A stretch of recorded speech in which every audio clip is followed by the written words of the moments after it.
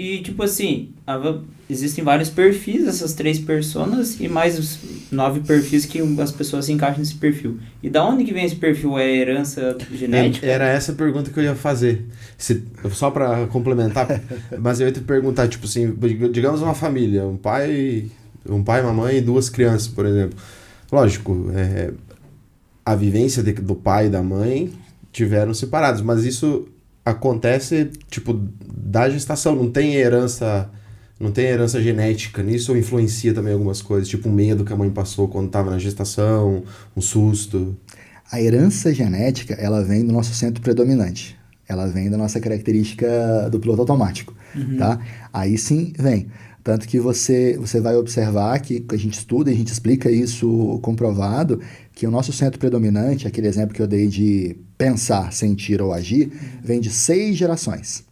Agora, toda percepção que é gerada... Pô, eu vou ter que filosofar agora.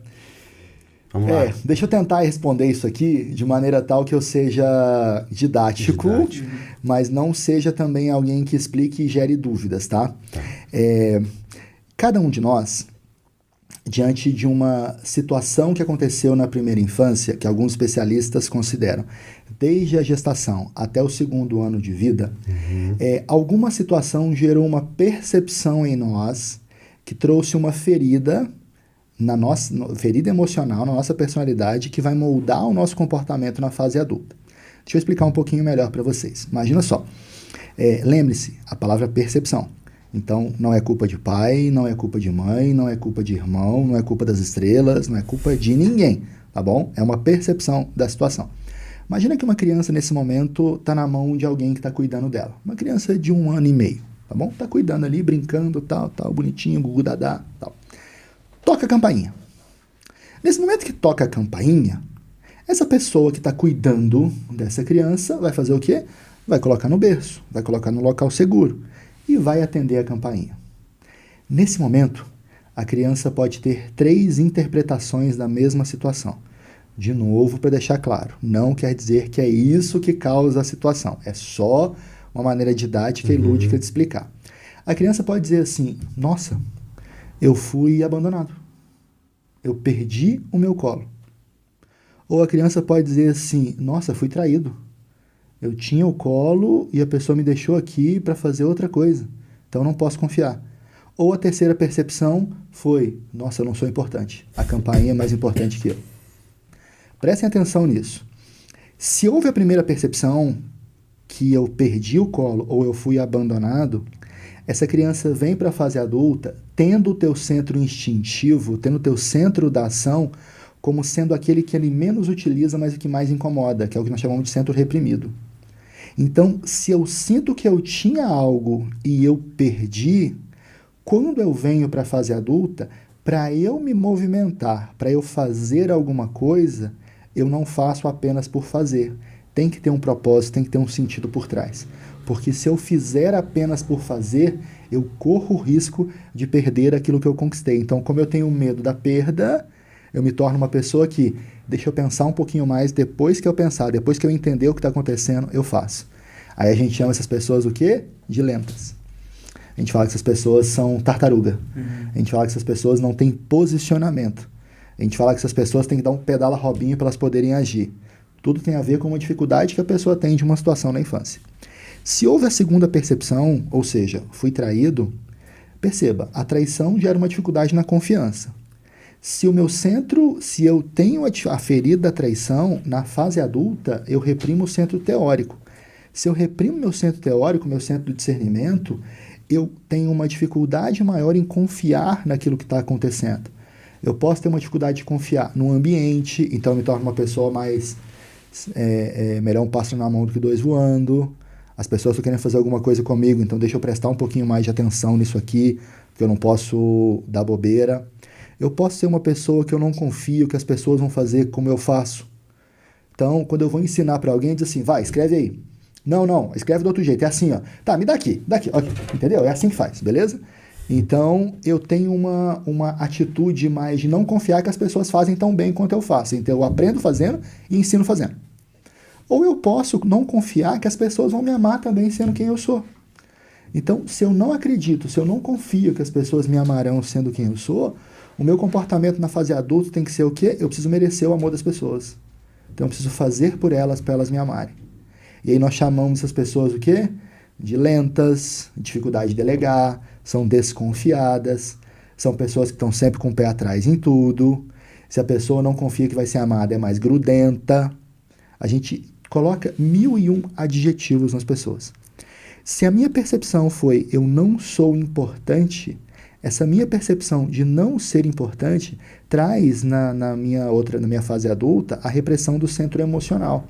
Então, se eu reprimo o centro emocional, o meu centro da conexão, eu me torno uma pessoa mais o quê? Prática, pragmática, objetiva. Bateu, levou. Deixa eu resolver essa parada aqui. Não tem muito meio termo. Eu não me conecto nem comigo mesmo. Então, já assistiram Suits? Seriado Netflix? Eu não, já assistiu? Não. Cara, Suits é um seriado fantástico para entender basicamente como é na fase adulta pessoas que têm o centro emocional reprimido. Tem uma frase do Harvey Specter, que é o personagem principal, que ele diz assim: não sou contra usar os sentimentos, sou contra tê-los. Percebem? Sim. Olha a postura mais agressiva de fazer alguma coisa. Se eu tenho meu centro emocional reprimido, eu sou chamado de quê? Grosseiro, ditador, estúpido, insensível. Então, todos os adjetivos que nós colocamos nas pessoas quando elas estão maiores têm a ver com algo que doeu tanto numa primeira infância que eles precisam gerar um sentimento de defesa. O que a gente faz dentro do Enneagrama? É explicar que quando a gente nasce e a gente, numa determinada fase da vida, reprime esse centro, ganha, entre aspas, essa ferida emocional, é como se eu tivesse ganhado um escudo. Só que esse escudo, cara, vamos lá, a minha ferida aconteceu, um exemplo, quando eu tinha 80 centímetros, era um bebezinho. Então, esse escudo, ele foi feito para mim com 80 centímetros. Ele me servia impecavelmente com 80 centímetros e ele me ajudou, porque reprimir um centro me traz uma defesa para outras situações. Então, eu venho para a fase adulta, se eu reprimo o centro ativo, eu não faço por fazer, então eu tenho que ter profundidade naquilo que eu faço. Olha só que legal, olha a diferença. Se eu reprimo o centro teórico e eu não confio, então eu busco entender melhor a situação, eu busco mais informações para que depois eu faça alguma coisa. E depois que eu confio, eu confio. Se eu reprimo o centro emocional e eu não quero muita conexão, eu me torno um cara mais realizador, mais objetivo, mais prático, mais executor naquilo que eu me proponho a fazer.